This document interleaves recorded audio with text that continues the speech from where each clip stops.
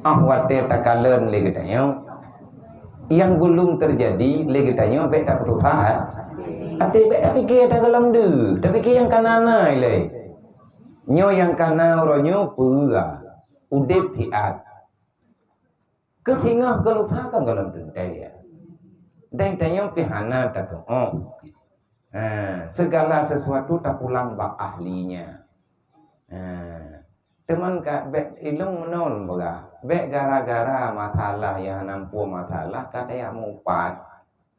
Ratib dan tip upat mulai terbelut mata sampai ngan kena tengut lang-lang teliu mentan tak pegang. Berarti piu mupat itu yang menon tu. Ya anak tengut anak piu.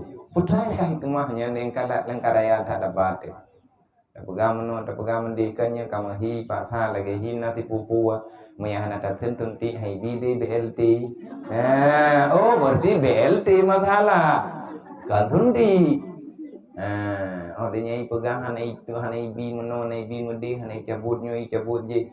Hai. Itayo yo kan udip lang dunia yo. Selama hana deh positif di ke mata zahir mudarat. Dikatayo hangga disebut tol.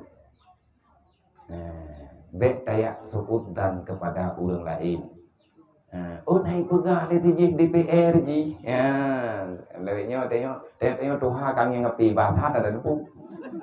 Nyati kai pegang ni pegang bapa tanu cha tajam kalau dia kapayah lok kamu pui lagi pegang. Ya minta Tuhan nampu rutai. Itanya urang na agama tanya na tauhid na dan takdir Allah naik pegang ipan di kampung punan awati tunti poliu duduk kalumpu layu. Oh dia nyanai tunti kaki gajah meninggal udang ni membelah rau. Memang kata wadah meninggal. Sebab ini tu tanya hana dik tanya yang ilung punuk pegah badron be nemu pat. Be ni pegahnya na pegah haji. Memang itanya na jatah thun thi một thun ke rồi. Yang be ni pegah program itu punya bi tunti upluang hon lu. Oh nực luồng tiga tai nực luồng kayak bucu aluang. Oh lihat kata tali dia aja.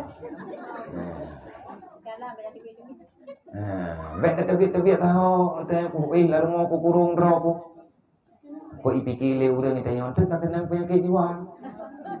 Nya bahaya lah mijak madam bulan ni me rumah sakit dipegah tanya kaya teku juga. Agen nadro ya ju. Itanya lagi nadro waktu menang.